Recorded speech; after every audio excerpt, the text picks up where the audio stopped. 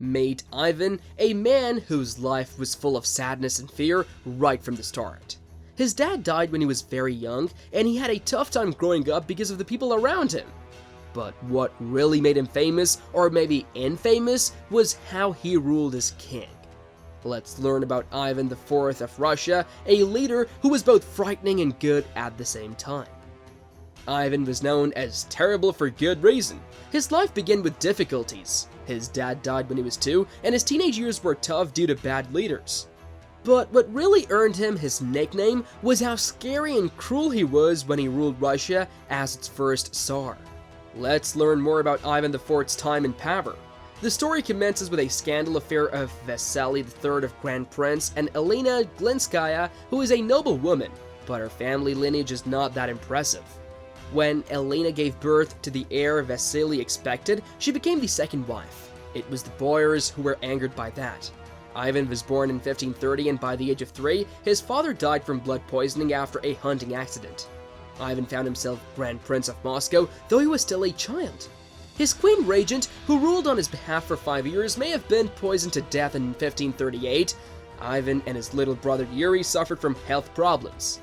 Ivan being a sickly child and Yuri being born deaf. In this situation, the boyars, there were plenty of rivals for power, which created instability in the kingdom.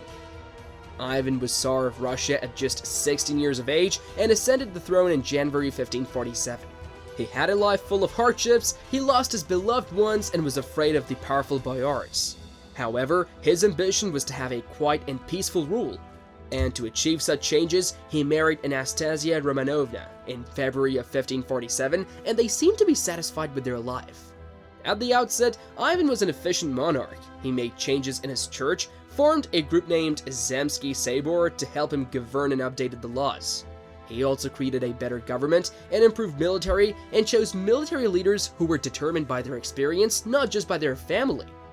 Ivan tried to weaken the position of the nobles by making the majority of the changes. This must be because he hadn't been with them on equal terms as the boyars did when he was a child. Contrary to that, Ivan decided to side with a community called the service gentry. They got land and rights as a reward for service to the Tsar, so they were dependent on him. Russia was a frequent war participant during the time of Ivan. He led Astrakhan in 1556 and made the Volga River secure for Russia's trade. He also wanted to trade with Europe, so he fought Livonia. Ivan and Anastasia had 6 kids, but only 2 survived to adulthood. The brothers Ivan and Theodore. It is a sad fact that Anastasia died in 1560 after 13 years of marriage to Ilya. Ivan was deeply upset, and he feared that she may have been poisoned. This explained his suspicious nature that the boyars likely have a plot against him and his family. The coming 4 years, Ivan's problems became bigger and bigger. He didn't make any progress in his war with Livonia, and he feared that some of his boyars, the Nyas Council, were betraying him. And after that, one of his commanders, Prince Andrei Kurbsky, left to join Polish-Lithuanian in 1564. Ivan was outraged that it was happening and said he wanted to give up being the Tsar. But the people of Moscow begged him to stay in charge, so he agreed, but with a condition. He considered himself to be above the law and wanted to have an unchecked power to deal with traitors as he thought fit. And thus he formed a very special section called Oprichnina.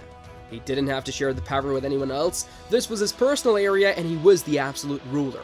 Ivan executed many boyars he suspected of treason, and it was not rare that torture or death were the consequences. He gathered the most faithful nobles around him, formed the Oprichniki personal guard, and they fulfilled all his orders, even the most brutal ones. Historians are not sure why Ivan, who had previously shown kindness and compassion, suddenly transformed into a cruel and merciless being. Some believe that he sought to undermine the orally powerful noblemen who were against his reforms. Yet, it is still ambiguous what exactly caused this turning point to start his authoritarian reign. From this moment on, he became famous as Ivan the Terrible, and his deeds were more than sufficient to cover all the good his former life had seen. The Oprichnina, a special rule that was in place from 1565 to 1572, had been a period of rule by brute force. There were over 3,000 nobles who were killed, and many others who faced those brutal public executions. In 1570, Ivan IV brought the city of Novgorod down since it was not willing to accept his rule.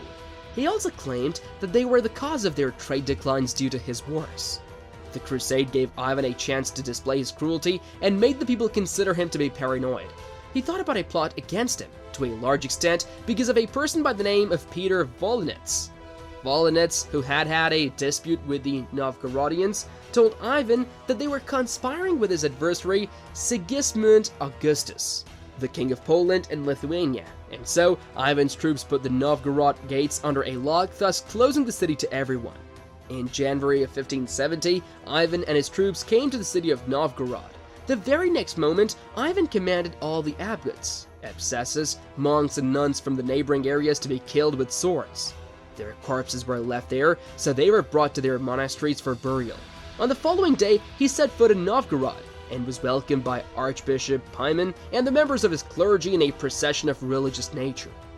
Ivan accused the archbishop of their antagonism, but still led him to be the one to celebrate Mass. During this time, Ivan had a different attitude and even had a meal with the archbishop. But after a while, he abruptly told his army to plunder the archbishop's palace and lock up everybody inside. Yet it didn't stop with his viciousness. He took away his title from the archbishop, made him marry a horse, and then led him on a tour through Moscow as a punishment. Ivan also applied torture to the innocent people, making them to confess to the crimes that never had happened. Torture methods included standing the victim in a cauldron of water under which a fire was lit. For a month, Ivan and his men killed the people of Novgorod. Men, women, and children were hurled into frigid Volkhov River with their hands and legs bound. Any that did surface were hacked with axes until they sank under the icy water.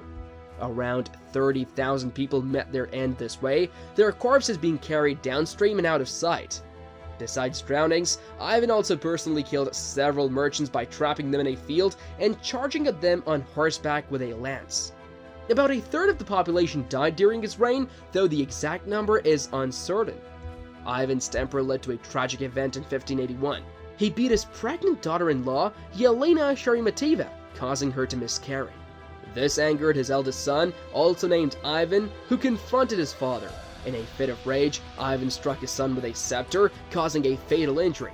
Ivan regretted his actions immediately, but his son died 3 days later. 3 years later, Ivan the Terrible died, reportedly of a stroke while playing chess. With his eldest son gone, his weaker son Theodore inherited the throne. Theodore handed over government affairs to his wife's brother and died childless nearly 14 years later. Ivan's body was examined long after he died. It turns out he might have been sick, which could explain his bad temper. Tests showed he had a lot of mercury in him, which was used to treat sickness back then. Mercury can make people irritable and nervous. Ivan had a rough life from the start. He was cruel during his reign and even killed his own son. But his nickname Grozny means he inspired awe or fear in Russian. He did some bad stuff, but so did many other rulers in history. Ivan wasn't always terrible though. For 13 years, he was peaceful, smart, and in love.